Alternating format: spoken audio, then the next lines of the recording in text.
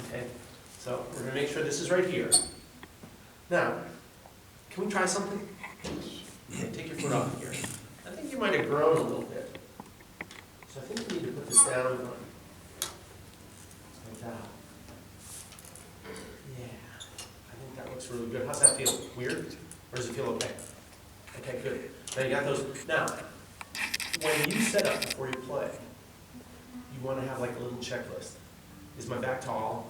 Do my shoulders feel level? And you can always check with your dad. Does your dad do the practicing with you? Yes. Yeah. You can. My mom says nobody does it. Your mom says nobody does it with you. Mom's house. Nobody does it. Oh, at mom's. Then maybe you can. Well, I think if you're with your dad and he's working with you, then he can do it, and then you'll know. Pretty soon you'll know when it gets level. And you know what heart to heart is? Yeah, heart to heart is when this is smack right in the middle. All right, the high part of the guitar is right under your nose. It's not over by your shoulder either way, but right there. Okay. Now, when you set up your hand, let's see if you can find that first note. You can point your nose over this way. More. There you go. Now, feel around with the fingers to get that first note. In fact, if you want to bend and look before you get set up, but then get your head back and try to get that same view you had when I was looking. Look over here. You can point your nose there.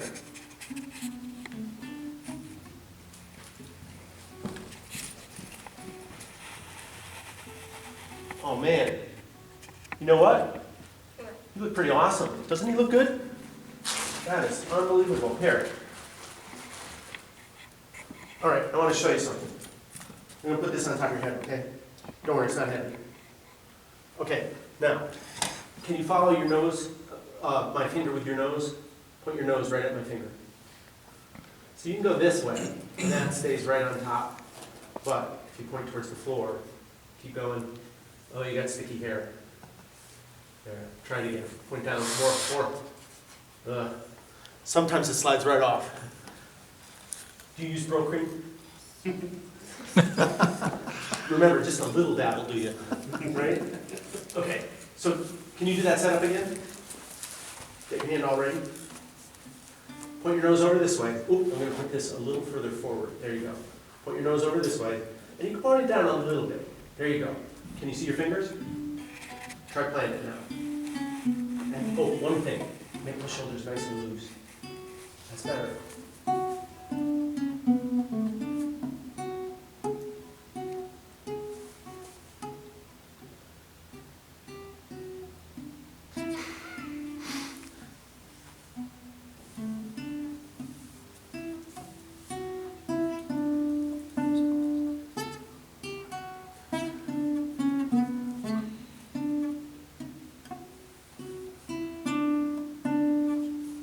What do you think?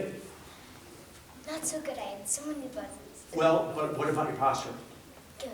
It was awesome. Didn't it? All the way through. Now, it'll take a little getting used to doing it because you're used to like really seeing everything. But if you practice doing that, you'll get, so you keep the hand nice and open. Here, I'll take that off now, okay? That would be a great thing to work on. So most of that work is before you play, right? And you want to maintain it while you're playing. Can we talk about one other thing? Okay, because this is while you're playing. Have you ever heard the term PPP? Nope. This is what that stands for. Do you know? Yeah. What? Perfect pinky posture. Perfect pinky, I say position, but posture is kind of the same thing. It's getting your pinky to be perfect. Because let me show you something. You want to know a secret? You can play all of book one like this. Watch this here.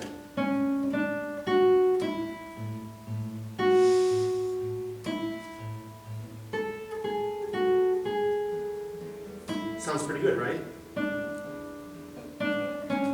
How's it look? Thumbs up or thumbs down? Terrible, right?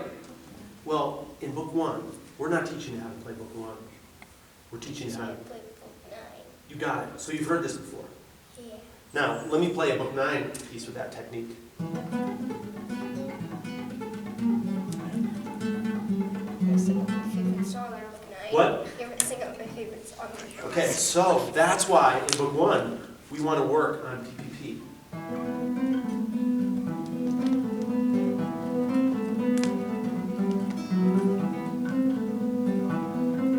Right? Okay, so show me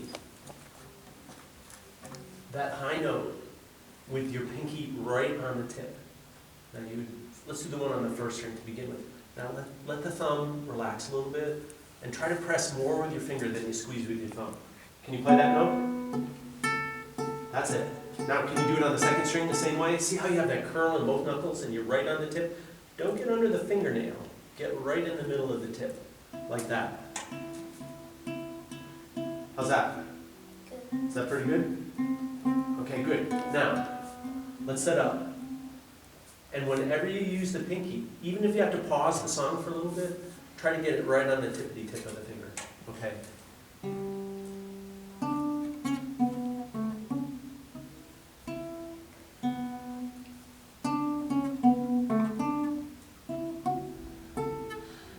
Freeze.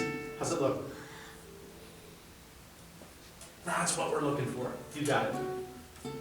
Now, one more thing, Zachary. One thing that you can keep in mind is if you're on the tip of the pinky, the first finger can be a little bit on the side in most cases.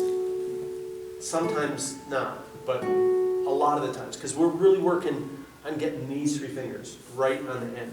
You know, when I play, my calluses are so old that you can really see the strings where they are.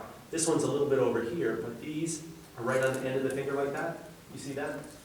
So that's what you're shooting for. So can you set up that second finger, again, right on the tip? And by the way, awesome job with your back and shoulders. That looks great. Now, again, go very slowly, and every time you get to that 4th finger, and even the 3rd finger, make sure it's on the tip. Can you? Much better.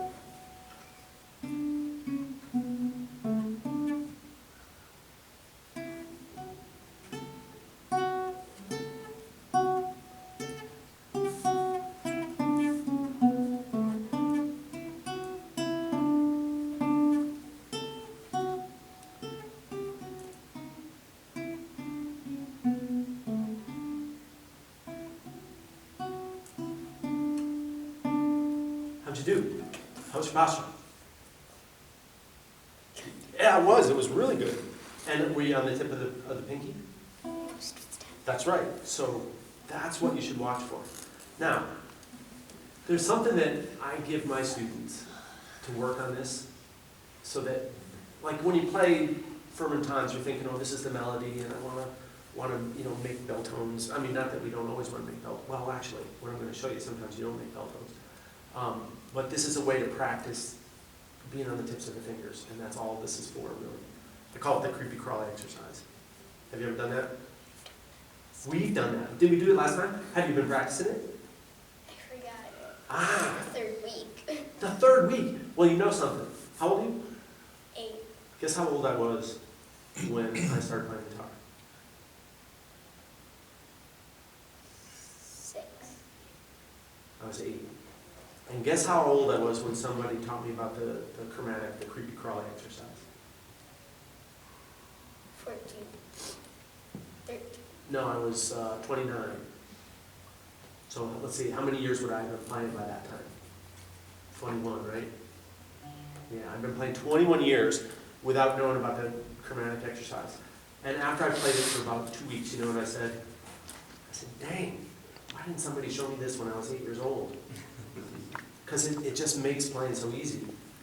And did I tell you who I learned this from? Have you ever heard of Pepe Romero? No. Well, go on YouTube and Google Pepe Romero and listen to that guy play. And he's one of the best, I don't know, would you say he's one of the best classical guitarists in the world? Yeah. And guess what he does? First thing every day when he plays the guitar. Yep, he doesn't call it that. He calls it the chromatic exercise. And that's who I learned from. So if it's good enough for the best guitarist in the world, one of the best guitarists in the world, I certainly feel it's good enough for me, and I make all my students learn it. So let me show you the setup again. And let's see if you can, maybe you can do it 6 weeks this year. And then next year, actually if you do it all year, I won't have to talk about this next year. Wouldn't that be nice? Okay, so what you do is you put that third finger right on the tip, but I don't want you to press, I want you to just touch it, okay? And that thumb is nice and loose, that's awesome. Then you put 4 down. The sequence is important, 3, 4, 4 is next, on the same string. And again, touch the tip, and then 2 goes on the fret next to it, and then 1 can be a little bit on the side like that. Okay, so put that left hand on your head. Put this hand on your head. No, that's your right hand. Yeah, you can just, there you go. Can you do that setup for me? What was the first finger to put down?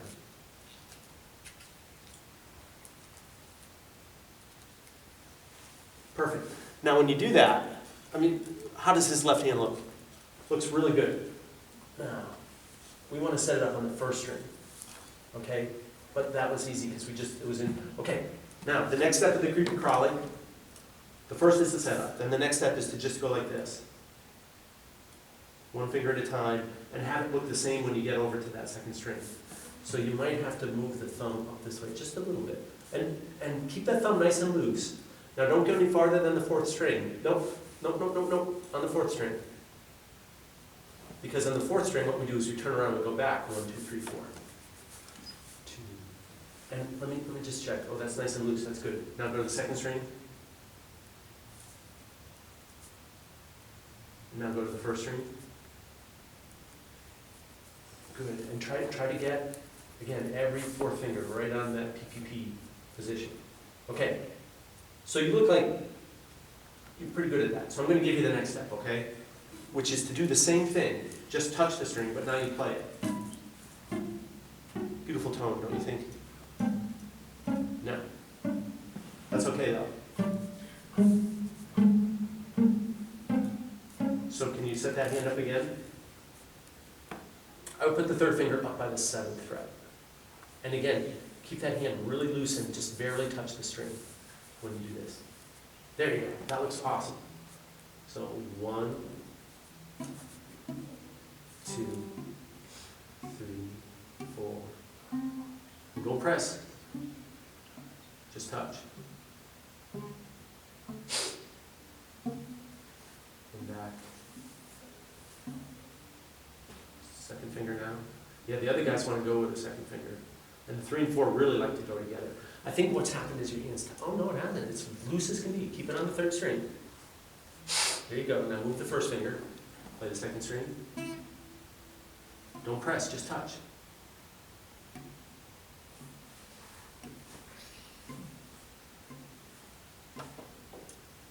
That was good. How, did that feel like really hard or pretty easy? So you had to concentrate a lot on it, right? Okay, now here's the next step. Do that same setup. Actually, we're going to save the next step till tomorrow. I want you to practice that tonight and show it to me tomorrow. Okay? All right. Really, not only does it help with the left hand position, but as you start to really get the fingernails working and develop tone, you can start to really develop that big round fingernail tone with that. And that's all you're thinking about by the time you're doing that, because you've already got that left hand stuff mastered. Then you move it to the right hand. Okay. All right? Questions? Good. I already used the joke right, so I won't use it again. My joke. Do you have any questions?